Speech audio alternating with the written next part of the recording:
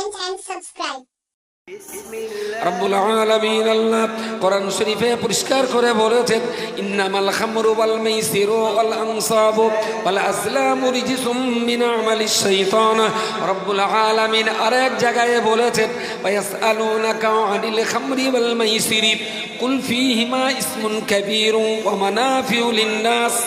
আল্লাহ পাকের কোরআনে আমার আল্লাহ পরিষ্কার করে বলেছেন, কোনোদিনের জন্য তোমরা মদ খাবে না, মদ তৈরি করবে না, মদ বিক্রি করবে না, মদ কাউকে দান সাদকা করবে না, মদ কেউ খাবে না, কাউকে খেতে দেবে না। আল্লাহ পাক মদ খাওয়াকে নিষেধ করেছেন এবং মদ খাবার জন্য দণ্ডনীয় অপরাধ হিসাবে বিবেচনা করা হয়েছে। ডক্টর বি আর আম্বেদকর দেশের জন্য যে সংবিধান রচনা করেছেন, ওই সংবিধানে বলা আছে মদ খাওয়াটা অবশ্যই দণ্ডনীয় অপরাধ। ওয়া আন্নাল মাসাজিদা লিল্লাহি ফালা তাদউ মাআল্লাহি আহাদা। আল্লাহ বলেছেন, মসজিদ এমন একটা জায়গা যেখানে আল্লাহ ছাড়া আর কারোর উপাসনা করা চলবে না। এবং এই মসজিদ শব্দের শাব্দিক অর্থ হলো সেজদা করবার জায়গা, যেখানে মানুষ সেজদা করে সেই জায়গাটাকে বলা হয় মসজিদ। আর মসজিদের উন্নতি দুই দিক দিয়ে হয়। এক হয় মসজিদের মাটির দেয়াল ভেঙে ইটের দেয়াল করা, আর এক হয় ইটের দেয়ালে প্লাস্টার করে তাতে একটু চুনকাম করা, আবার পুরোনো কালের মেঝে চটিয়ে তাতে দামি দামি পাথর লাগানো, দারুণ সুন্দর ওয়ারিং করে নামি দামি লাইট আর ফ্যান দেওয়া। এটা একটা সাইটের ডেভেলপমেন্ট। মসজিদের আর একটা উন্নতি হলো যে যারা মসজিদে নামাজ কালাম পড়বে তারা যেন একটু পড়াশোনাটা ভালো জানে, রুকু সেজদা ফাতিহা দরুদ শরীফ দোয়া মাসুরা দোয়া কুনুত এগুলো যেন একটু উন্নত করে ভালো করে পড়তে পারে। এটাও মসজিদের ডেভেলপমেন্ট। মানে আজকের এই সভাটা দেওয়ালার মেজের উন্নতির জন্য না মুসল্লির উন্নতির জন্য? কোন উন্নতি? মনে হচ্ছে সব এতে কাবে আছে। আর খিচুড়ি একবার দিয়ে দেখো, তখন পাশাতেও দুটো কথা বেরোবে।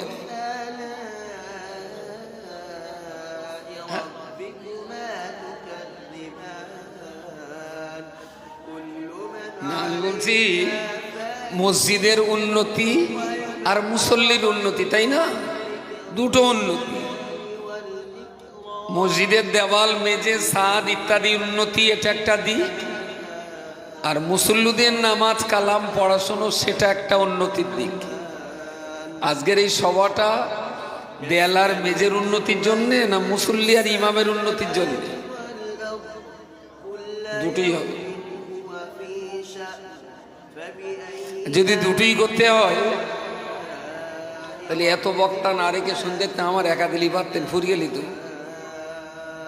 বেকারি সব জোনে না দে, একা আমার টেন্ডার দিয়ে দিলে আমি এটা ডেকে নিতাম। আমরা যারা ইসলাম ধর্ম অবলম্বী মানুষ, যদি একটু ঘুরিয়ে কথাটা বলা যায়, 500 বছরের প্রাচীন ঐতিহ্য, যেখানে 500 বছর ধরে আল্লাহর একত্ববাদের ইবাদত হয়ে আসছে, সেই জায়গায় এখন বহুত্ববাদের ইবাদত শুরু হয়েছে। হোক, তাতে আমার কিছু বলার নেই। কিন্তু এটা তো আমি একবার ভেবেও দেখতে পারি, আত্মসমীক্ষা আর আত্মসমালোচনার নিরিখে যদি আমি জানতে চাই, ফটাফট উত্তর দেবেন, যেন এতে কাপে থাকবেন না। খাঁচার জন্য পাখি না পাখির জন্য খাঁচা? তাড়াতাড়ি। পাখির জন্য খাঁচা। বেশ, নামাজের জন্য মসজিদ না মসজিদের জন্য নামাজ? নামাজের জন্য। আল্লাহর কাছে নামাজের দাম বেশি না মসজিদের দাম বেশি? নামাজের দাম বেশি। আমরা আচ্ছা, বাবরি মসজিদে নামাজ পড়া বন্ধ হওয়ার পর থেকে যারা নামাজ পড়তেন ওই মসজিদে, মসজিদ বন্ধ হওয়ার কারণে কি তাদের নামাজ বন্ধ হয়েছিল না পড়ছিল? অন্য জায়গায় পড়েছে। যদি ঘুরিয়ে বলা যায়, মসজিদে নামাজ বন্ধ হলেও আল্লাহর ইবাদতের নামাজ কিন্তু বন্ধ হয়নি। যারা নামাজি রাস্তায়, ক্ষেতের আলি, দোকানে বা দূরের কোনো মসজিদে তারা কিন্তু নামাজ পড়েছে। তাহলে মসজিদ একটা ভেঙে আল্লাহর ইবাদত তারা কি ভাঙতে পেরেছে? আল্লাহর ইবাদত ভাঙতে পারেনি। তাহলে অযোধ্যার যারা মসজিদ ভেঙেছে ওরা কিন্তু নামাজ ভাঙতে পারেনি। যদি ঘুরিয়ে জিজ্ঞেস করি, মসজিদ ভাঙা বড় অন্যায় না নামাজ ভাঙা বড় অন্যায়? আওয়াজ আসতে হচ্ছে কেন? আমার ঘাড়ে হাত উঠতেছে তাই। তাহলে আল্লাহর কাছে যদি মসজিদের চাইতে নামাজ বেশি প্রিয় হয়, একদিন কাবা শরীফেও আল্লাহর কাছে ফরিয়াদ করে বলবে, আল্লাহ আমি কাবাকে তুমি আর পৃথিবীতে রেখো না, আমাকে তুমি তুলে নাও। কাবার এই বুক ফাটা আর্তনাদ শুনে আল্লাহ বলবেন, আদম নবীর মধ্য দিয়ে তোমার পৃথিবীতে স্থাপনা হয়েছিল, এতকাল পরে আজকে তুমি এই কথা বলছো কেন?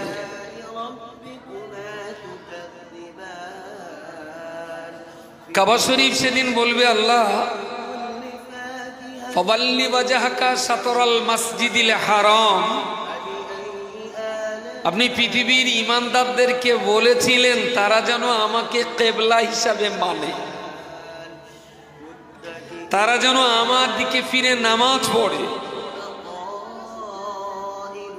কিন্তু অনেক দিন হলো পৃথিবীতে কেউ আর আমার দিকে ফিরে নামাজ পড়ছে না। পৃথিবীতে কেউ আর আমি কাবা আমার চতুর্ধারে তাওয়াফ করছে না।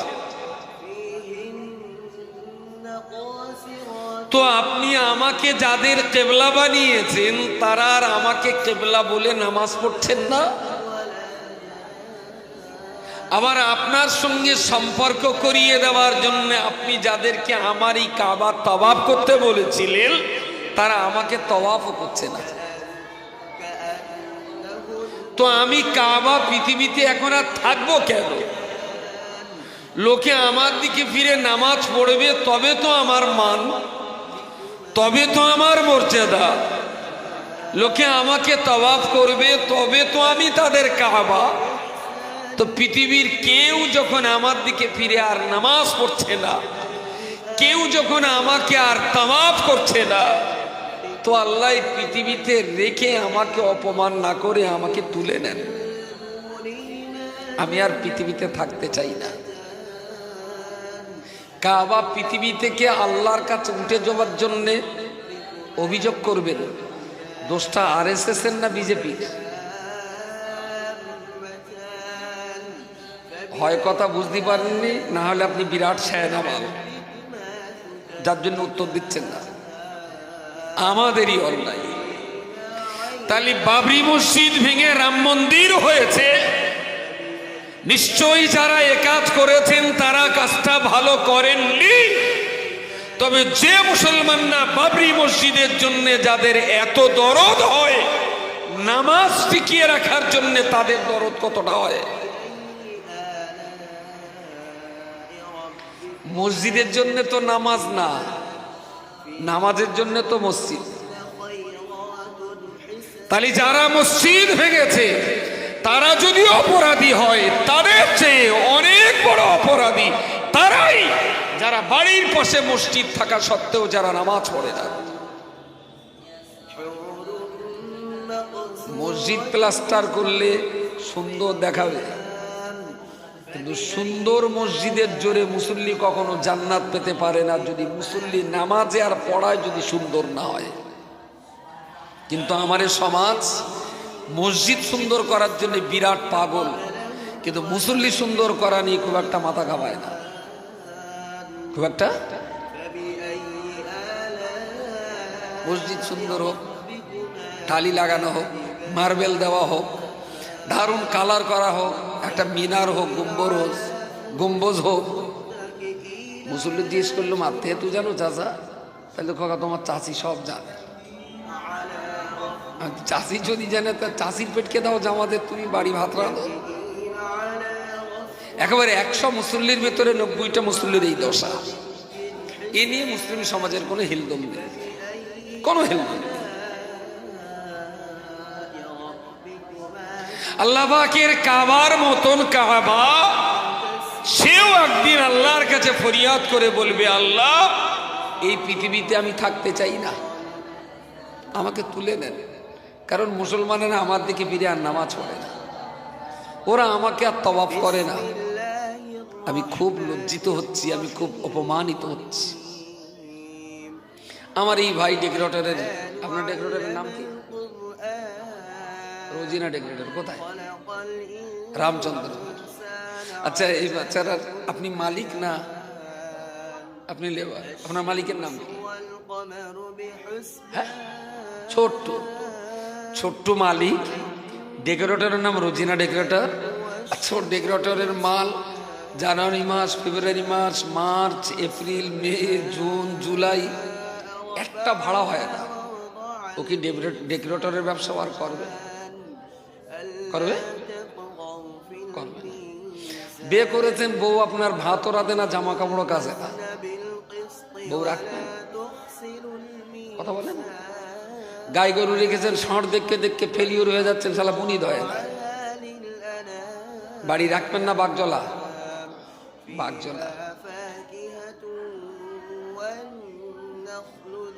যে গাই বাগজলা দেখে, এটা মহাজনের দোষ না গাইয়ের দোষ? হ্যাঁ, মনের ভুলেও কেউ কিন্তু বুনিদি গাই কখনো কসাইখানায় দেয় না, কখনো। ও তো দাম বেশি। আর এরাও আমার ঠিক মাথায় ঢোকে না, শালা গাই কিংবা ছাগল বুনি দুলি রেট বাড়ে, কিন্তু মানুষ বুনি দুলি রেট খুব কমে দেয়, কেন তো কি জানি। এটাও আমার মাথায় ঠিক ষোলোয়ানা ঢোকে না। আমি বলছিলাম কি, তাহলে ইসলাম পৃথিবী থেকে উঠে যাবে, কোরআন দুনিয়া থেকে উঠে যাবে, কাবা দুনিয়া থেকে উঠে যাবে, আরএসএস, বিজেপি, হিন্দু, খ্রিস্টান, ইহুদি, বৌদ্ধদের দোষে নয়, মুসলমানদের দোষ। কারণ মুসলমানরা, আমি যদি এখন বলি পদ্মপুকুর আমার মার জন্মস্থান আর আমার জন্মস্থান বইকারায়, আমি বললাম বইকারায় যারা বাস করবে তাদের লেখাপড়া ফিরি, আর পদ্মপুকুরি যারা বাস করবে তারা গরুর গোস্ত ফিরি। যদি মুসলমানের জন্য দুটো গ্রাম, একটা গ্রামে লেখাপড়া ফিরি আর একটা গ্রামে গরু ফিরি, গরুর গোস্ত ফিরি, মুসলমান কোন গ্রামে গিয়ে ঘর বাঁধবে বলে মনে হয়? পদ্মপুকুরি জায়গা থাকবে না। এরা যতটা আল্লাহর প্রতি শ্রদ্ধা করে, ততটা জানাব আলা হযরত শাহ সুফি গরুর গোস্ত রহমতুল্লাহ আলাইহিকে প্রচুর শ্রদ্ধা করে। এরা গরু খেয়ে খেয়ে একদম শেষ করে দেবে, শুধু খাওয়া, শুধু খাওয়া, খাচ্ছেও গরু, শালা হচ্ছেও দামড়া গরু। তা নাহলে গরুর দুধের দাম 50 টাকা কেজি আর গোস্তর দাম 250 টাকা কেজি হওয়া উচিত ছিল। গোস্তের দাম যদি 250 টাকা হয়, তাহলে দুধের দাম হওয়া উচিত ছিল 700 টাকা লিটার।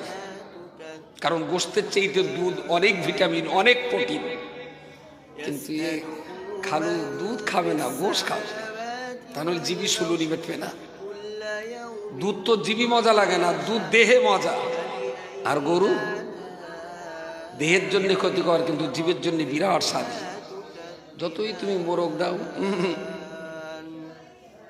একটু ওই চিকেন দাও, বলি যেন সিটে পেনা। মটন দাও এক পিস, বলে কি খাচ্ছি তো কি জানি। ঘুমির ঘরে ওর গালে যদি গরুর গোশ এক পিস দেওয়া হয়, সালা তিড়িং করে উঠবে। অনেক সময় পর মাল পড়েছে। এরা যে পরিমাণ গরুর গোশতের সঙ্গে সাক্ষাৎ করেছে, তার 1% যদি কোরআনের সঙ্গে সাক্ষাৎ করত, মুসলমানের কপাল পুড়ত না, কপাল পুড়ত। এর জন্য বেকার লোকের দোষ দিলাম, বেকার লোকের দোষ দেন আপনি। আমরা শুধু নামকে অস্তে মুসলিম হয়েছি, ইসলাম সম্পর্কে 0 পয়েন্টের কাণ্ডজ্ঞানের অভাব রয়েছে। আমার আল্লাহ পাক রব্বুল আলামিন কোরআনুল কারীম আমাদের কাছে নাজিল করেছেন, সঙ্গে তো আমার আল্লাহ এটাও বলে দিয়েছেন, নাহনু নাযালনা যিকরা ওয়া ইন্না লাহু লাহাফিজুন। এই পৃথিবীর মনুষ্য জাতি, আমি আল্লাহ আমার কোরআন তোমাদের জন্য দিয়ে দিলাম, আমার কোরআন তোমাদের জন্য নাজিল করলাম। আর এই কোরআনে কি রয়েছে তোমাদের জন্য, রব্বুল আলামিন সেটাও সুন্দর করে বলেছেন, হুদাল লিল মুত্তাকিন। এ কোরআন মনুষ্য জাতির জন্য পথ প্রদর্শক হয়ে যাবে। কি রয়েছে এই কোরআনে, ওয়ালা রাতাবিন ওয়ালা ইয়াবিসিন ইল্লা ফি কিতাবিম মুবিন। ঊর্ধ্ব জগৎ আর নিম্ন জগতে যা কিছু জ্ঞানের কথা থাক না কেন, আমি আল্লাহ পাক রব্বুল আলামিন আমার কোরআন শরীফের ভিতরে সমস্ত জ্ঞানের কথা আমি আল্লাহ জায়গা করে দিয়েছি। কি রয়েছে এই কোরআনের ভিতরে, রব্বুল আলামিন পরিষ্কার করে বলেছেন, লাশ-শামসু ইয়ামবাগি লাহা আন তুদরিকাল কমার ওয়ালাল লাইলু সাবিকুন নাহার ওয়া কুল্লুন ফি ফালাকিন ইয়াসবাহুন। ঊর্ধ্ব জগতের মহাকাশের জ্ঞানের কথা আমার আল্লাহ কোরআনের ভিতরে দিয়ে দিয়েছেন। নিম্ন জগতের ভূবিদ্যার কথা আমার আল্লাহ কোরআনের ভিতরে দিয়ে দিয়েছেন। ব্যবসা বাণিজ্যের কথা আমার আল্লাহ কোরআনের ভিতরে দিয়ে দিয়েছেন। রাষ্ট্র পরিচালনার ব্যাপার আমার আল্লাহ কোরআনের ভিতরে দিয়ে দিয়েছেন। সততা নিষ্ঠা আদর্শের কথাগুলো আমার আল্লাহ কোরআনের ভিতরে দিয়ে দিয়েছেন। কিন্তু যে আল্লাহ কোরআন শরীফটাকে বিশ্ববাসীর জন্য জ্ঞানের খনি বানিয়ে দিয়েছেন, সেই কোরআন যে জাতির হাতে মজুদ রয়েছে, এই জাতি সেই কোরআন কি সমীহ করেনি। আল্লাহর কোরআন তারা পড়েনি, আল্লাহর কোরআন বোঝা তারা চেষ্টা করেনি। ধর্ম যেটা পালন করছে, কোরআনের মুখ আর ধর্মের মুখোশ দুটো এক নয়। আপনি বলুন কোরআনে কোন জিনিসটা নেই? কি নেই কোরআনে? পৃথিবীর একমাত্র কেতাব কোরআনকে আমরা চুমু খাই। পৃথিবীর একমাত্র কেতাব, যে কেতাবটা হাত থেকে পড়ে গেলে আবার সাদগা করি।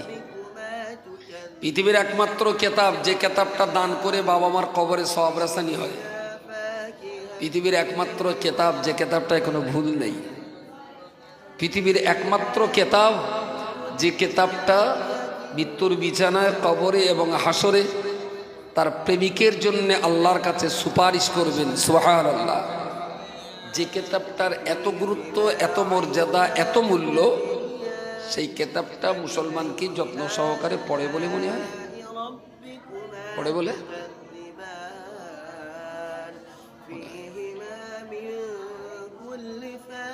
বলছি রামের ভক্ত হতে কোনো দোষ নেই, কোনো দোষ নেই। রামের ভক্ত খুবই ভালো কথা, কিন্তু রামকে যদি ব্যবহার করা হয় ভোটের ইভিএম ভরাবার জন্য, তাহলে তার মতন চিটিং বাজার হতে পারে।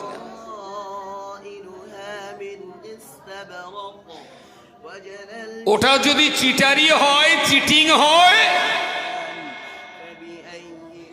রাজনীতি আর গদি বাঁচানোর জন্য যদি ধর্মকে ব্যবহার করা হয়, এটা যেমন 2 নম্বরই, তেমন ইসলাম আল্লাহ নবী কোরআনের ভক্ত হয়ে কোরআন পড়তে না পারাটা, এটাও কিন্তু কম চিটারি না। এটাও খুব high grade cheater.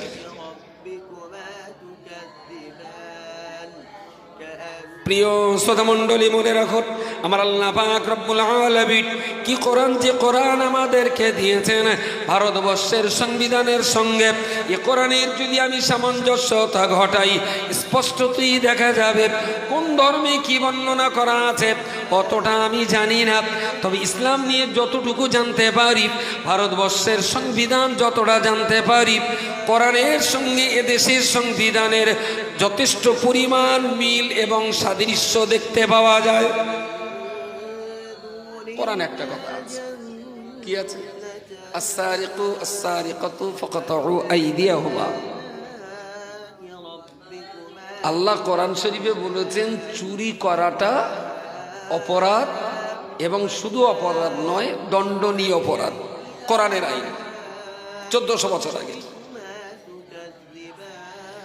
Doctor B.R.. আম্বেদকরের রচিত ভারতীয় সংবিধানেও তিনি বলেছেন চুরি করাটা, তিনি লিখেছেন ভারতবাসীর জন্য যে সংবিধান, সেটাই তিনি লিখেছেন চুরি করাটা দণ্ডনীয় অপরাধ।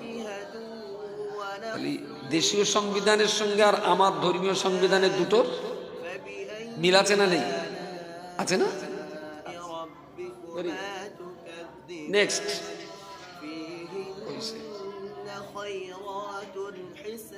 মদ। রব্বুল আলামিন আল্লাহ কোরআন শরীফে পরিষ্কার করে বলেছেন, ইন্নামাল খামরু ওয়াল মাইসিরু ওয়াল আনসাবু ওয়াল আজলামু রিজসুম মিন আমালিশ শাইতান। রব্বুল আলামিন আরেক জায়গায় বলেছেন, ওয়ায়াসআলুনাকা আনিল খামরি ওয়াল মাইসিরি কুল ফীহিমা ইসমুন কাবীরুন ওয়া মানাফিউ লিন-নাস।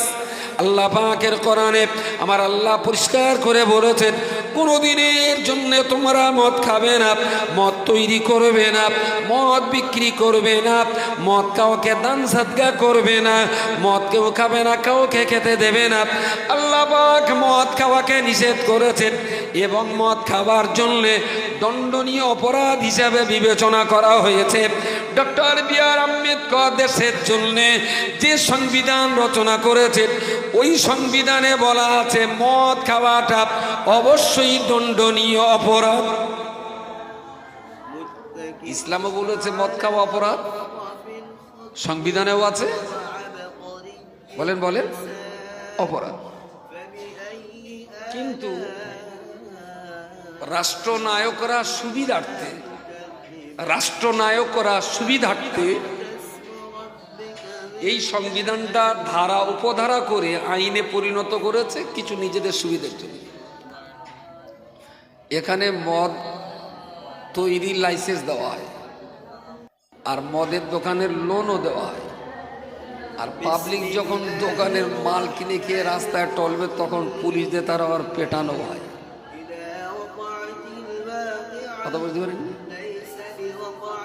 আমি খুব বন্ধু বলে এক পুলিশে জিজ্ঞেস করি, স্যার তেল ধরে দিয়েছেন কেন? এইসব পার্টি থানায় আনলি থানার মান মর্যাদা থাকে?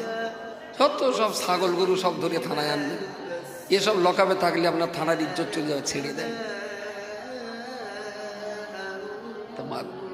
ওসি আমার বলছে, মাদিক সাহেব আপনাদের রজনীশিয়া তো শুনি, আপনারা খুব নামাজ পড়তে বলেন, রোজা করতে বলেন, তা আমি তো আপনাদের নামাজ রোজা অত বুঝি টুঝি না। আমার মনে হয় একটু ওয়াজটা ঘুরিয়ে একটু এইভাবে বলেন, নামাজ রোজা একটু কম করে তো করুক, একটু মদ আর গাঁজাটা যাতে কম খায় সেই ওয়াজটা একটু বেশি করে।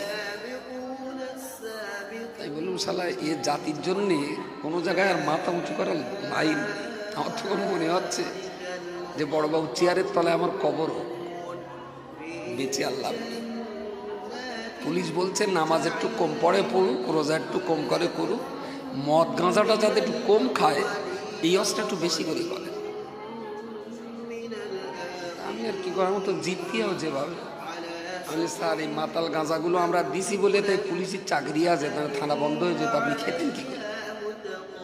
চাকরি বর্তলে গেলে তো আপনার খাওয়া হবে না, আপনার চাকরিটাও বাঁচো। আমরা একটু মদ না খেলে আপনার চাকরি আর বাঁচবে।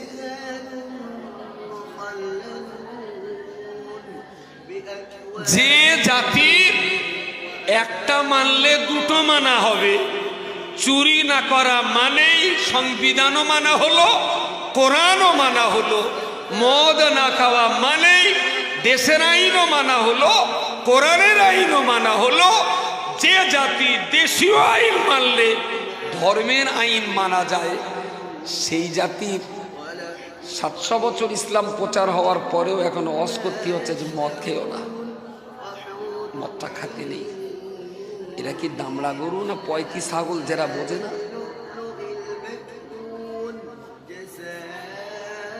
আমি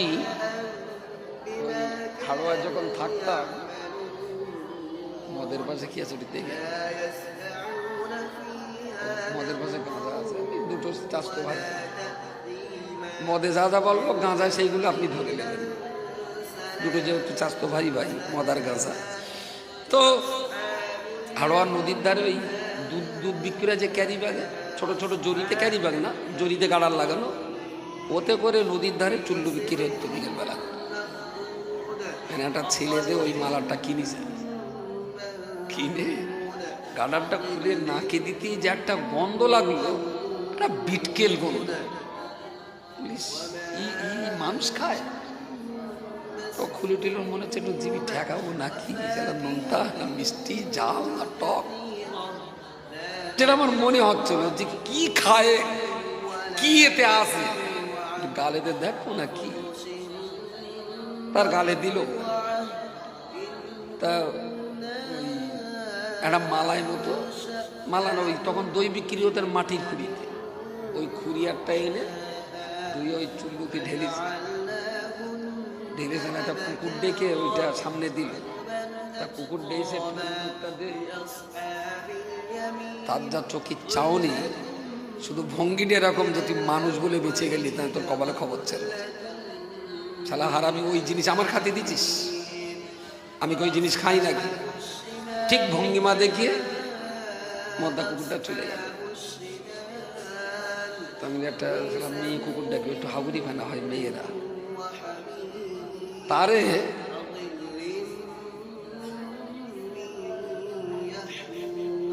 শাড়িতে নাড়ি কাটে নাকি এত জোর বলা, একটু আস্তে আস্তে বলে।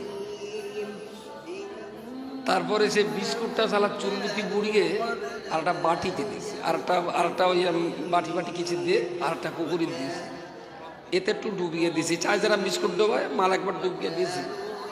সেও এসে দেখলাম শালা শুকে ওদের জীবও দেয়নি। যে জিনিস শালা কুত্তায় খায় না, সে জিনিস ডুবে মানুষ খায়। কারা এরা? এরা কি আন্দামানের বারাটাঙের ট্রাইবের? 2023 সালে এখনো মদ খাওয়ার জন্য মুসলমানদের বলতে হয় যে মদটা খেও না।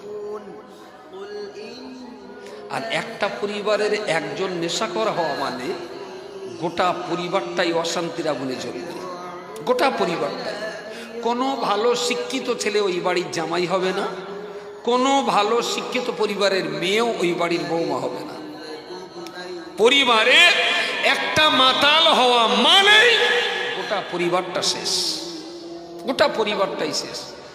অর্থনৈতিক পরিকাঠামো তাদের ধ্বংস হবে, সামাজিক শান্তি বিঘ্নিত হবে, পরিবারের ভিতরে ঝগড়াঝাটি সবসময় লেগেই থাকবে, সর্বোপরি আল্লাহর রহমত থেকে তারা জনম জনমের মতো বঞ্চিত হবে।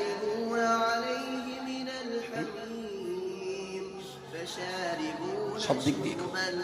এরপরেও আপনি ভাবতে পারেন এখন আমরা অজনসিয়াত করে একগাল খাওয়া দাওয়া করে সব লেপ কম্বল মুড়ি দিয়ে শুয়ে পড়ে, আর ওই লেপ কম্বল মুড়ি দিয়ে শুয়ে পড়ে একবার ভেবে দেখুন তিনি যারা পোল্ট্রির গাড়ির মাথায় বসে এখন কলকাতায় যাচ্ছে, কষ্টটা কি খুব কম বলে মনে হয়? মনে হয় যে সমস্ত মৌল সাহেবের 3000 4000 পোষায় না, 20,000 30,000 দিতে হবে, ওরা সারা দাওয়াত করে আমি পোল্ট্রির গাড়ি তুলে দিই শীতকালে। সালা টাকার কিরাম দাম, একদিন তো পোল্ট্রির গাড়ির যাত, তারপর বুঝতে পারবি ঠেলার নাম পাওয়া যায়। আচ্ছা, এত কষ্ট, এত মেহনত, এত পরিশ্রম, সেটা মাঠে খাটুক আর পোল্ট্রির গাড়িতেই যাক, রেলে হকারি করুক আর গ্রামে গ্রামে ফেরিওয়ালাই হোক, এদের একটা টাকা তো গায়ের এক এক ফোঁটা রক্তের সমান। আর সেই টাকা খরচা করে যদি মদ খেয়ে নিজের দেহ, সমাজ, পরিবার সব কিছুকে যদি শেষ করে দেয়, তাহলে এ জাতিকে বাঁচাবে কে? কে বাঁচাবে, কে বোঝাবে এদের? খুবই দুর্ভাগ্য। আল্লাহ যেন এদের ন্যায় সত্য সঠিক বিষয়টা বুঝবার তৌফিক দান করেন, বলুন আমিন। কঠিন সমস্যা। প্রিয় শ্রোতা মণ্ডলী, ঠিক তার পরপরই বলতে চাইছি, প্রিয় নবী মুহাম্মদুর রাসূলুল্লাহ সাল্লাল্লাহু আলাইহি ওয়াসাল্লাম যে মক্কাতে জন্মগ্রহণ করেছিলেন, ওই মক্কার মানুষ, মদিনার মানুষেরা, হিজাজ, তায়েফ, জেদ্দা কিংবা রিয়াদের মানুষেরা, তারাও কিন্তু নেশা পান কম করতো না। ওরাও বড় বড় মাতাল ছিল। বাচ্চা থেকে নিয়ে তারা শিশুদেরকে মদ খাওয়ানো অভ্যাস করত। এই কঠিন মাতালে সমাজে নবী আমার জন্ম নিয়ে তিল তিল করে তাদের বোঝাবার চেষ্টা করলেন, বাবা এ মদটা তোমার জন্য স্বাস্থ্যসম্মত নয়, এ মদ তোমার জন্যে, এও পরকালের জন্যে কল্যাণকর নয়, এ মদ তোমার পরিবারের জন্যে ভালো না, এ মদ তোমার দেশের জন্যে ভালো না। এ মদ পান করার কারণে তুমি সমাজে লাঞ্ছিত হবে, মদ খাবার কারণে শারীরিকভাবে রোগাক্রান্ত হয়ে পড়বে, মদ পান করার কারণে তোমার ইহকাল নষ্ট হবে, তোমার পরকাল নষ্ট হবে। বাবা নবী আমার একটা একটা করে বোঝালেন, তিল তিল করে তাদের বোঝাবার চেষ্টা করলেন। মাত্র 9 বৎসর চেষ্টা করার পরেতে প্রিয় নবী মুহাম্মদুর রাসূলুল্লাহ মসজিদে নববীর মেম্বারে দাঁড়িয়ে তিনি বললেন, খায়রুল কুরুনি কারনি, সবচেয়ে ভালো যুগ হলো আমার যুগ। সাহাবীরা বললেন, কেন এই যুগটা ভালো যুগ? নবী আমার বললেন যে মক্কার মানুষেরা, যে মদিনার মানুষেরা, বাচ্চা থেকে বৃদ্ধ পর্যন্ত সবাই মদ পান করত। আল্লাহ আমায় বুঝবার মতন ক্ষমতা দিয়েছেন। আল্লাহর কোরআনের আয়াত নিয়ে আমি তা দিগকে বোঝাবার চেষ্টা করেছি। ওরা এখন বুঝে গেছে। মদিনার অলিতে গলিতে রাস্তাঘাটে মদ তোমরা রেখে এসো। আমি মোহাম্মদ ইবনু আব্দুল্লাহ বলছি, এতদিন যারা মদ পান করত, আমার বুঝবার করার কারণে ওরা মদ খাওয়া যারা ত্যাগ করে দিয়েছে, মদিনার অলিতে গলিতে গ্লাসে ঢেলে দেওয়ার পরেতেও মদিনার কোনো যুবক ছেলেরা ওই মদ আর কোনো দিনের জন্য তারা গালে তুলবে না। জোরে সোরে বলুন সুবহানাল্লাহ। সুবহানাল্লাহ বলে। 1 কোটি, 2 কোটি, 3টে, 4টে, 5টা, তার মানে ওই কোনার কাছে না, ওই কোনা পর্যন্ত, আমার দিকে না, ওই দিক তাকান, স্কুলের ওই কোনা পর্যন্ত। এইদিকে যারা আছেন সুবহানাল্লাহ বলবেন না, পিছনে যারা আছেন এবার তারা বলেন, একটু বলেন সুবহানাল্লাহ। ওপারে না এপারে? ওপারের ওপারে, ওই কোনা থেকে পিছনে যারা আছে সবাই মিলে বলেন সুবহানাল্লাহ। সত্যি করে বলেন। প্রথমবার বলিলেন? প্রথমবার বলেছেন আসতে। আচ্ছা, পেছনটা বাদ থাক, সামনেটা, ওই কুটি থেকে কোনা থেকে সামনেটা, পেছনে বলবেন না আপনারা, বলেন সুবহানাল্লাহ। আর একবার পিছনের গুলো, এবার সুবহানাল্লাহ। আমি যতদূর জানি যে যৌথ ফ্যামিলিতে বরকত হয়, আর ধর্মসভায় দেখেছি ফ্যামিলি ভাগ করলে গলায় জ্বর হয়। বুঝতে পারেন? এক ফ্যামিলি তো এমনি করতেছে ও বলবানি, এমনি করতেছে বক্কা তো বলে রোজ, আজকেও বলবানি, আর হইবার তো সামনে আসে ও 1000 দেবেন, চুরিকে যাবেন। আর ফ্যামিলি যে ভাগ করে দিয়েছে তখন জ্বর হচ্ছে। আচ্ছা, সুবহানাল্লাহ কি নিমাই চাঁদের সাঁই গোষ্ঠীকে? সুবহানাল্লাহ আমার যতটা ভাগ আপনারও তো ততটাই, বেকার ফাঁকি দেন কেন? আপনি সুবহানাল্লাহ বললে সব কি আমার হবে? আপনারই হবে। তা এখন যদি সুবহানাল্লাহ বলতে ভয় লাগে, তাহলে কি রাম মন্দিরে গিয়ে সুবহানাল্লাহ বলবা? অন্তত এখানে একটু বলো দয়া করে, সকলে মিলে মিশে মহব্বতের সঙ্গে বলুন সুবহানাল্লাহ। মনে হচ্ছে সন্ধ্যা থেকে এই বোধহয় হলো আইবুড়ো সুবহানাল্লাহ। এত জোরে হয়েছে একবার? এত জোরে একবার তো বিধান দিন, মনে একটু ঘুম ভাঙা পানা হয়েছে। নারায়ে তাকবীর। বাহ, মাশাআল্লাহ। আসলে অন্য লোকের কথা না শুনলেও যেহেতু আমার নানাগা বাড়ি পাশে, সেজন্য আমার একটু আলাদা দাম দিতেই হবে। আধার মানিক ডিপি শান্তি সংঘ, আনারপুর দিগিরপাড় জামে মসজিদ, মহান ইসলামী জলসা, মহান ইসালে সওয়াব। নারায়ে মাশাআল্লাহ, সুবহানাল্লাহ, আলহামদুলিল্লাহ। তো রাসূলুল্লাহ মদের বিরুদ্ধে মানুষকে ডেকে ডেকে ডেকে ডেকে বোঝাতেন, কচি এটা করতে নেই সোনা, এইটা করলে তোমার এই ক্ষতি এই ক্ষতি এই ক্ষতি, এর কোনো দিকে লাভ নেই। একেবারে ম্যান টু ম্যান বুঝিয়েছিলেন, তোরা বুঝে গেলেন। নবী বললেন খায়রুল কুরুনি কারনি, আমার যুগটা খুব ভালো যুগ। সাহাবী বললেন কিসে? তা বললে মদিনার অলিতে গলিতে মদ গ্লাসে ঢেলে রাখো। আমি মোহাম্মদ বলছি আজকের দিনে ওই মদ খাওয়ার মতো কোনো যুবক মদিনাতে আর নেই। বলুন সকলে সুবহানাল্লাহ। মদ ঢেলেও দেওয়া হলো, দেখা গেল মদ গ্লাসের মদ গ্লাসেই রয়েছে। যারা আগে খেত তারা বেঁচেও আছে, কিন্তু মদ খাওয়ার লোকটা মদিনাতে আর নেই। মাতালদের মেরে ফেলে কিন্তু মদিনা মাতাল শূন্য করা হয়নি, মাতালদেরকে বলে বুঝিয়ে তাদের বিপদগামী থেকে সুপথে আনা হয়েছিল। দ্যাট ইজ ইসলাম। আমি বিশ্বাস করি শান্তি সংঘ যদি ম্যান টু ম্যান 5টা মাতালকে বোঝায়, 2টো মাতালও ইনশাআল্লাহ মদ খাওয়া ছেড়ে দেবে। শান্তি সংঘের যারা আছে এরা আমাদের দিয়ে সভা করে যত না কাজ হবে, এরা যদি 5টা মাতালকে ডেকে বলে দেখ করছি কাজটা খারাপ, এই পথটা যাস না, তোর কি লাগবে বল, আমরা আছি, বল তুই। 5টাকে যদি বোঝান, আমি বলবো না যে পিসি সরকারের জাদুকর 5টাই ভালো হবে, মিনিমাম 2টো ভালো হবে আশা করা যায়। তাহলে হলো কি না, সমাজে আগুন জ্বলছে চারিদিক দিয়ে, যে যেদিকতে পারে পানি দেখ। সমাজের এই আগুন লেবাবার জন্য পানি দেওয়ার টেন্ডার কি শুধু বলছেন কা? এই টেন্ডার তো সবার দিতে হবে। যার যতটুকু সামর্থ্য আছে এই জ্বলন্ত আগুনে পানি দিক, দেখবেন ধীরে ধীরে হয়তো বা আমরা একটা ভালো সমাজ আশা করতে পারি। জুয়া এক ভয়ঙ্কর বিপদ।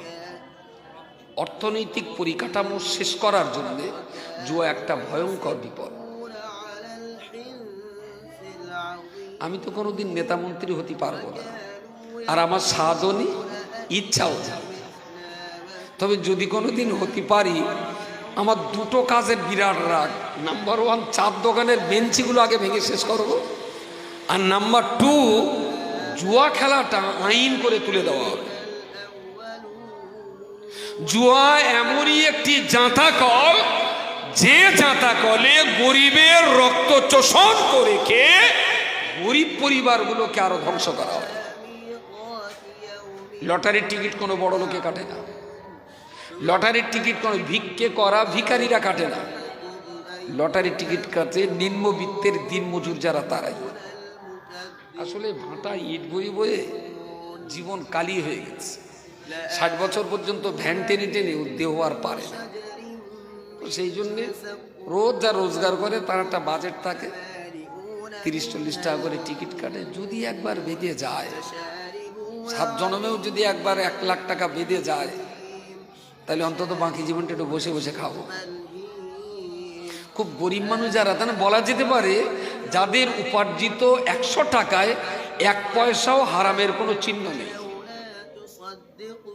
আপনি খুব খোঁজ করে দেখেন, একেবারেই নিপাট খেটে খাওয়া মানুষগুলো তারাই টিকিট কাটে।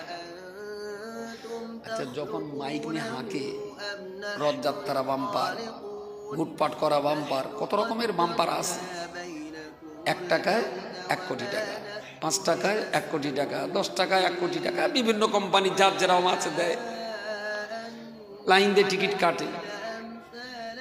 আচ্ছা, এরে 5 টাকা দিয়ে বলে দিলে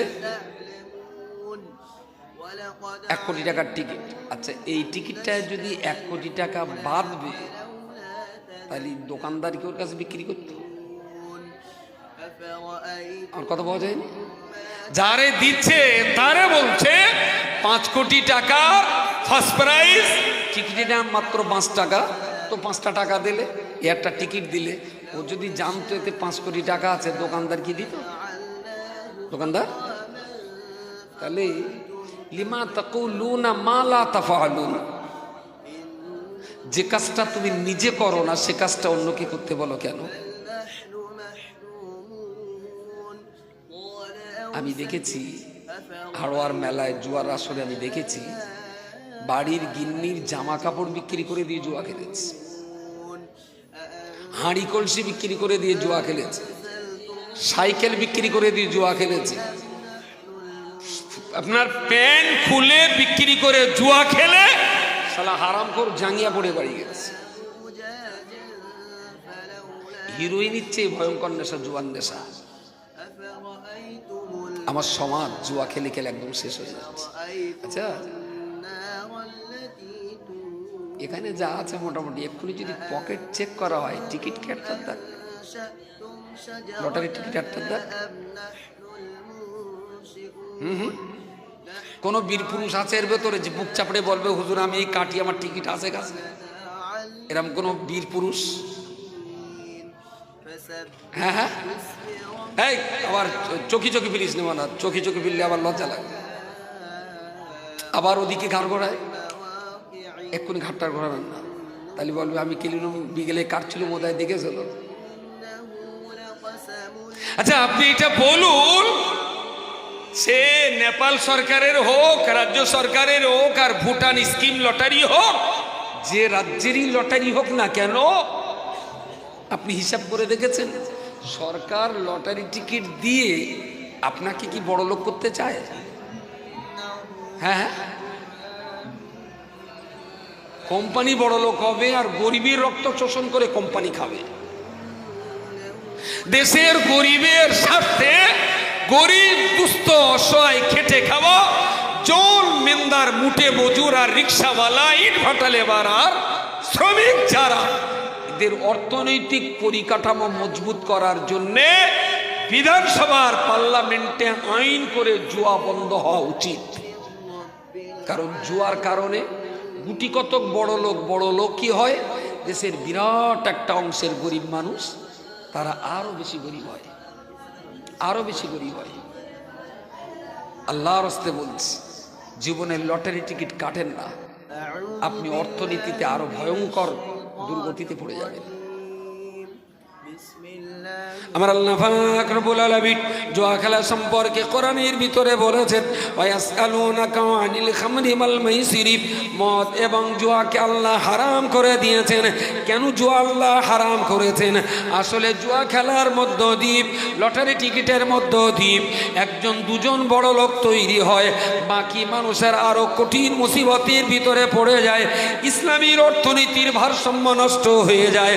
আর যখনই সমাজে গুটি কতক মানুষ যখন বড় লোক হয়ে যায়, অধিকাংশ মানুষ যে সমাজে গরিব হয়ে যায়, ওই সমাজে ধনী আর গরিবের একটা লড়াই হবে। এইটা আমার বলুন দেন অর্থনীতির এই কথাটা।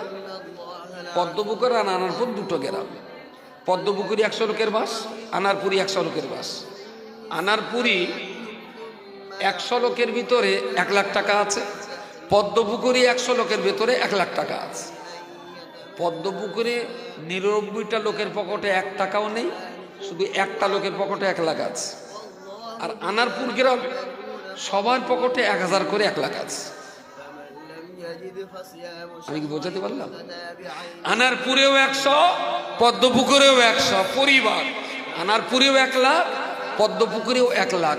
পদ্মপুকুরে একজনের কাছে 1 লাখ, 99 জনের ফাঁকা। আর আনারপুরের সবার পকেটে 1000 করে। অর্থনৈতিক দৃষ্টিভঙ্গিতে কোন গ্রামটা শান্তির গ্রাম? আনারপুর। যেখানকার নাগরিকদের ভিতরে অর্থনৈতিক সাদৃশ্য সাম্য বজায় আছে। আর যে গ্রামে 99টা লোকের পকেটে টাকা নেই, একজনের কাছে 1 লাখ আছে, এদের যখন ক্ষুধার যন্ত্রণা, শিক্ষা, চিকিৎসার টাকার অভাব হবে, তখন 99 জন মিলে একটা লোকের মার্ডার করে বাকি টাকা ভাগ করে নেবে। ইসলাম এই সুদূর প্রসারী শান্তি, সম্প্রীতি আর সামঞ্জস্যতা বজায় রাখার জন্য সুদ আর জুয়াকে ইসলাম হারাম করেছে। যেখানে যত বেশি সুদ, যেখানে যত বেশি জুয়া, সে দেশে অর্থনৈতিক ভারসাম্যের বৈষম্য তত বেশি দূরত্ব। টোটাল ভারতবর্ষ চালাচ্ছে 18টা কোম্পানি, রিলায়েন্স, জিও, টাটা, বিড়লা, গোয়েঙ্কা, এইরকম মিলে 18টা কোম্পানি ভারত চালাচ্ছে।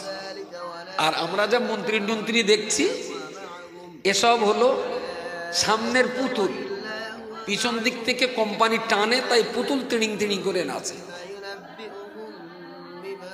আমাদের এই দেশের অর্থনৈতিক পরিকাঠামো মোটেও ভালো জায়গায় নেই, একদম ভালো জায়গায় নেই। আগামী দিন কঠিন কঠিন পরিস্থিতির আমাদের খেসারাত দিতে হবে। দেশ অর্থনৈতিকভাবে শেষ হয়ে যাচ্ছে। আর আমাদের চোখে মোটামুটি ধর্মের পর্দা লাগিয়ে দিয়ে, আমাদের চোখে ধর্মের পর্দা লাগিয়ে দিয়ে একদম সোয়েটারের পকেট, জ্যাকেটের পকেট, জামার পকেট, জাঙ্গিয়ার পকেট, সবগুলো পকেট মেরে দিচ্ছে। আর আমরা দিন দিন করে নেচতেছি, যেহেতু ধর্মের পর্দা চোখে লাগিয়ে দিয়েছে। পেছনতে বলে পকেট মেরে বলে ফাঁক করে দিয়েছে, বলো আমাদের সেদিকে কোনো খেয়াল নেই। অর্থনীতিতে ভারতের কন্ডিশন খুবই খারাপ জায়গায়। রিজার্ভ ব্যাংকের হিসাবগুলো একবার আপনি দেখুন। দেশের অর্থনীতিবিদ যারা, তাদের চিন্তা ভাবনাগুলো একটু মূল্যায়ন করুন। দেশ কোথায় যাচ্ছে? কেউ বলছে হিন্দু খাতরে মে হ্যায়, কেউ বলছে মুসলিম খাতরে মে হ্যায়, কেউ বলছে দলিত খাতরে মে হ্যায়। আমি বলছি বিপদে না দলিত আছে, না আদিবাসী আছে, না হিন্দু বিপদে আছে, না মুসলিম বিপদে আছে। असल में मेरा देश हिंदुस्तान बहुत खतरे में है। এইটা ঠিক অনেকে বুঝতে চাচ্ছে না, তবে চাষি বুঝবে একটুখানি বেলা হলে। একটুখানি বেলা হলে চাষি বুঝবে যে কি সর্বনাশ করেছি হাতে করে। সবাইকে বুঝতে হবে, সেদিন খুব বেশি দূরে নয়। তবে আপনাদের মাথা ঠান্ডা রাখতে হবে, মাথা ঠান্ডা রাখতে হবে। যত মাথা ঠান্ডা রাখবেন তত দেখবেন রেজাল্টটা খুব ভালো আসবে, খুব ভালো রেজাল্ট আসবে। প্রিয় শ্রোতা মণ্ডলী, তাহলে মদ এবং জুয়া এই দুটো বিষয় একটা সুন্দর পরিবার জন্য, একটা ভালো রাষ্ট্রের জন্য, একটা ভালো সমাজের জন্য বড় হুমকি। এই অর্থনীতিতে আমরা চরমভাবে বিপদগ্রস্ত হয়ে যাব। ম্যান টু ম্যান কাউকে দেখতে পেলে আমার পক্ষ থেকে তার হাতটা ধরে বলুন, আব্দুল মাতিন বলেছে লটারি টিকিট কেটে কেউ কখনো বড় লোক হতে পারেনি। একটা দেখাবেন লটারি টিকিট কেটে 1-1.5 কোটি টাকা বেঁধেছে এবং গত 10-15 বছর ধরে সে এখনো বড় লোক আছে। একটা লোক ওই মুরারিসার ওই দিকটায়, গ্রামের নাম বলবো না কারণ কারো হয়তো আবার খালু টালু হবে, শেষটা আমি মান সম্মানে পড়বো। ভ্যান চালাতো আর রোজ টিকিট কাটতো, কাটতে 1 কোটি টাকা বেঁধে গেছে। বিরাট ব্যাপার। 1 কোটি টাকা বাঁধলেই এই ট্যাক্স এদিক সেদিক সব দিয়ে বোধহয় 70-72 লাখ টাকা ক্যাশ পেল। তাহলে সেই ক্যাশ নিয়ে পেয়েই প্রথম একটা বে করে দিল। আগে যেটা ছিল একটু ডিপ কালার পেনা, ও এবার একটু লাইট কালার একটা বে করে নিলে প্রথম। তারপর একটা স্করপিও গাড়ি কিনল। আর ওর তো তখন বন্ধুর অভাব নেই, প্রচুর বন্ধু। ও বাড়ির আমানি, পান্তা ভাত, কাঁচা লঙ্কার ঝাল ভালো লাগছে না, এখন কলকাতায় ওই পাক সার্কাসে সিরাজ হোটেলে খাতিয়েছে দুপুরে করে। ঠিক সালা 3 থেকে 3.5 বছরের ভেতরে সেই 72-73 লাখ টাকা শেষ করে সে ভদ্রলোক আবার ভ্যান চালাচ্ছে। এখানেও আছে কোটিখানি নাকি লাখখানি? কোটিপতি বলে এখন ডাকেন। কোন কন্ডিশন এখন? 7 মাস। তাহলে তো আল্লাহর হাতে বরকত দিয়েছে খুব।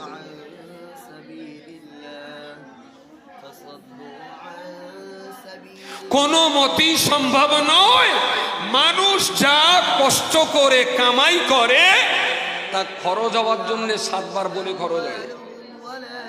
আর মানুষ যা সহজে কামাই করে তা খুব সহজেই বেরিয়ে যায়। কোনো লাইন নাই। লটারি টিকিট কেটে কোনো জাতি, কোনো ব্যক্তি, কোনো পরিবার, কোনো রাষ্ট্র কোনোদিনের জন্য অর্থনীতিতে শক্তিশালী জায়গায় দাঁড়াতে পারেনি। এগুলো চোখে দেখেও আমাদের শিখতে হবে। কিন্তু এত বলছি তো, যে যার টিকিট কেটেছে, আমি যদি খোঁজ জিবরাইল ফেরেশতা ডেকে আনি, এরা পকেটের টিকিট বের করে ছুঁড়ে ফেলে কি বলবে যার কাটবো না? হ্যাঁ বলো হুজুর, আজকের দিনটা কেটে ফেলেছি, এইটা অন্তত থাক, কালকে কাগজটা দেখে নেই তারপর ছেড়বার। কালকের অন্তত খবরের কাগজটা মিল করবে একবার, আর খবরের কাগজ থেকে দেখবে ওর বেঁধেছে বি সিরিজ 9579 ওর টিকিট, আর লটারি গেছে বি সিরিজ 9578। ওই যে কানের বাড়তে গেছে, শালা আজরাইল আসা পর্যন্ত নেশা ছাড়তে পারবে না। কারণ আমি এটা ভুক্তভোগী কিছু ছেলের সঙ্গে কথা বলে, যে জুয়া আপনার হিরোইনের ছাড়ানো যায়, কিন্তু লটারি টিকিট যদি বুঝে, ও নিজে বুঝে বুঝে যদি ছাড়ে তো ছাড়বে, অন্যের বুঝে হবে না। হিরোইনের চেয়ে নেশা বেশি লটারি টিকিট আর জুয়া। আল্লাহর রাস্তে বলছি, আপনি হিন্দু হন আর মুসলমান হন, আপনি তো আমার দেশের একজন নাগরিক। অর্থনীতিতে যদি আপনি ঝাড় খান, তাহলে সেখানে আমাদের কিছু দায়িত্ব দায়বদ্ধতা থাকে। আল্লাহর রাস্তায় এই পথটায় যাবেন না।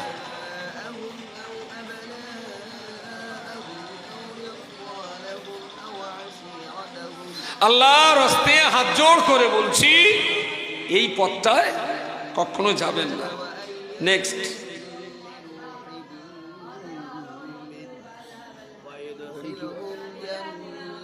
ও 1 ঘন্টা তো পার করে ফেলেছি, তাহলে এই বাকিগুলো থাক, সামনে বছর হবে, আসছে বছর আবার হবে ইনশাল্লাহ।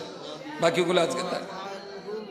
যে কথা দিয়ে শুরু করেছিলাম, মসজিদ, ওয়া আন্নাল মাসাজিদা লিল্লাহ ফালা তাদউ মা'আল্লাহি আহাদা। পৃথিবীর প্রথম বৃহত্তর মসজিদ হলো কাবা বাইতুল্লাহ শরীফ, আদম নবী জমানায় তৈরি। দ্বিতীয় বৃহত্তর মসজিদ হলো জেরুজালেম বাইতুল মুকাদ্দাস, যে ঘরটার নাম হলো মসজিদুল আকসা, এবং যে ঘরের দখলদারি নিয়ে আমরা দীর্ঘদিন 75 বছর ধরে হামাস বনাম ইসরায়েলের লড়াই আমরা দেখে আসছি। ইসরায়েল হলো পৃথিবীর মানচিত্রের একটা জারজ সন্তান, ওর বাপের ঠিক নেই, ইসরায়েল। তো এই ইসরায়েলের সঙ্গে হামাসের লড়াই চলছে 75 বছর। ওই মসজিদের প্রতিষ্ঠাতা ছিলেন নবী সুলাইমান। এটা হলো পৃথিবীর মানচিত্রের দ্বিতীয় বৃহত্তর জামে মসজিদ। এর নিচে তৃতীয় বৃহত্তর মসজিদ হলো মসজিদে নববী। এই 3টে মসজিদ পৃথিবীর মানচিত্রে মর্যাদায় সকলের চাইতে আলাদা। আপনি নামাজ আদারমানিক দিঘির পাড়াতে নামাজ পড়লে যে সওয়াব হবে, দিল্লির জামে মসজিদে নামাজ পড়লেও একই সওয়াব হবে। মিশর জামিয়া আল আজহারের জামে মসজিদে যদি নামাজ পড়েন, সেখানেও একই সওয়াব। যদি মনে করেন সওয়াব বেশি নেব, তাহলে মসজিদে নববীতে যেতে হবে, 1 রাকাতের বিনিময়ে 1000 রাকাতের সওয়াব। যদি মনে করেন আরো বেশি নেব, তাহলে বাইতুল মুকাদ্দাসে যেতে হবে, 1 ওয়াক্তের বিনিময়ে 50 ওয়াক্তের 50,000 ওয়াক্তের সওয়াব। যদি মনে করেন তার চাইতে বেশি সওয়াব নেব, তাহলে কাবা বাইতুল্লাহ যেতে হবে। 1 ওয়াক্ত নামাজ পড়লে 1 লক্ষ ওয়াক্ত নামাজের সওয়াব আল্লাহ দেবেন, বলুন সুবহানাল্লাহ। এই 3টে মসজিদ হলো পৃথিবীর সমস্ত মসজিদের তুলনায় মর্যাদায় একটু আলাদা। বাকি তাম দুনিয়ার সব মসজিদের মর্যাদা আল্লাহর কাছে একই রকম মর্যাদা। এবারে যে কথাটা বলা, পৃথিবীর সমস্ত মসজিদগুলো কাবামুখী আছে, কাবার দিকে ফিরে আছে। এই কাবা শরীফ ইব্রাহিম খলিলুল্লাহ যখন পুনরায় সংস্কার করছিলেন, আর ইসমাইল জবিহুল্লাহ উনি জোগাড়ে দিচ্ছিলেন, মালপত্র এনে জমা করছিলেন। বাবা রাজমিস্ত্রি আর ছেলে জোগাড়ে, মা হাজেরা ছিলেন, ওনাদের টিফিন রান্না বান্না এই কাজকর্মগুলো করে দিচ্ছিলেন। এখন পাথর গাঁথতে গাঁথতে গাঁথতে গাঁথতে একটা জায়গায় এসে ইব্রাহিম খলিলুল্লাহ বললেন, আর লাগবে না, যতটা দেওয়াল উঁচু করা দরকার ততটা দেওয়াল হয়ে গেছে। ইসমাইল জবিহুল্লাহ বললেন, আব্বু আমি অনেকটা কষ্ট করে এই পাথরগুলো বয়ে নিয়ে এসছি, এইগুলো লাগিয়ে দেন। তা আব্বা বলছেন, কচি যতটা উঁচু করার উঁচু তো হয়ে গেছে, আর লাগানো যাবে না। তো আপনি তাহলে আগে বারণ করেননি কেন? আমার এত কষ্ট করে নিয়ে এসেছি মানে এগুলো কাবার দেওয়ালে লাগাতে হবে। বাপ বলছে আর দেয়াল উঁচু হবে না, ছেলে বলছে আমার কষ্টের দাম দিতে হবে, পাথরগুলো কষ্ট করে এনেছি কাবায় লাগাতে হবে। বাপের সঙ্গে ছেলের লড়াই। ফেরেশতা জিবরিল আমিন আলাইহিস সালাম বাপ বেটার এই সমস্যার সমাধান করতে এসেছেন। উনি সমাধান দিয়ে বললেন যে পাথরগুলো ইসমাইল বয়ে নিয়ে এসেছে ওইগুলো মসজিদের জন্যই এনেছে, সুতরাং এগুলো মসজিদে লাগানোর যোগ্য। ইব্রাহিম খলিলুল্লাহকে বললেন দেওয়াল যত দূর উঠেছে এর চাইতে বেশি উঁচু করা ঠিক হবে না। বললেন তাহলে সমাধান কি হবে? জিবরাইল বলে দিলেন আল্লাহ বলে পাঠিয়েছেন এই পাথরগুলো উঁচু করে আপনি ফেলে দিন। এই পাথর তাম পৃথিবীতে টুকরো বিটুকরো হয়ে আল্লাহর ফেরেশতারা আল্লাহর হুকুমে দুনিয়া জোড়া ছড়িয়ে দেবেন। যেখানে যেখানে এই পাথরের নুড়ি পড়বে কিয়ামতের পূর্বে কোনো না কোনো সময় সেই সমস্ত জায়গাতে কাবা শরীফের ছানাপোনা হিসাবে আল্লাহ একটা একটা মসজিদ বানিয়ে নেবেন। বলুন সুবহানাল্লাহ, সবাই মিলে বলেন সুবহানাল্লাহ। সংসার কি আবার ভাগ করে দেবো? তাহলে জোরে বলেন সুবহানাল্লাহ। তাহলে ইব্রাহিম ইসমাইল যেগুলো কাবায় লাগানোর জন্য নিয়ত করে এনেছিলেন, কাবায় সেগুলো না লাগলেও কাবার বাচ্চা কাচ্চা হিসাবে কোনো না কোনো মসজিদের নিচেই সে পাথর আজও আছে, না থাকলে সেখানে মসজিদ তৈরি হবে না। কথাটা এই জন্য বলছি। আচ্ছা, আমি আপনাদেরকে যদি বলি এখন কাবা বাইতুল্লাহ সংস্কার হচ্ছে 5 বছর প্রায় হয়ে গেছে। পুরো কাবা শরীফের চারিধারের বিল্ডিং ভেঙে চুরে তছনছ করে দিয়ে একসঙ্গে যাতে 1 কোটি মানুষ নামাজ পড়তে পারে তার ব্যবস্থা হচ্ছে। 1 কোটি লোক একসঙ্গে নামাজ পড়বে, তাওয়াফ করবে। সেই জায়গায় কাজ এখনো চলছে এবং ওরা এই প্রজেক্টটার নাম দিয়েছে ভিশন 30। 2030-এর ভিতরে এই কাজ 1 কোটি মানুষের জায়গার কাজ ওরা সম্পন্ন করবে। এখন সৌদি বাদশাহ যদি ইমেল করে জানিয়ে দেয় যে কাবা শরীফের কাজ চলছে, তো আমার কাছে ইমেল করলো আপনার দেশ থেকে আপনি এবার হজে আসার সময় কিছু টাকা পয়সা কালেকশন করে নিয়ে আসবেন। আচ্ছা, আমি ওই ইমেলটা সৌদি সরকারের ইমেলটা স্ক্যান করে প্রিন্ট আউট করে যদি বাদুড়ি এলাকায় বসিরহাট আমার চেনা জানা ভাইদেরকে বলি যে কাবা শরীফের কাজ হচ্ছে, সৌদি সরকার কিছু টাকা চেয়েছেন, আমার কাছে ইমেল করেছে, কটা করতে বলে মনে হয় কাবা শরীফে কাজে লাগবে?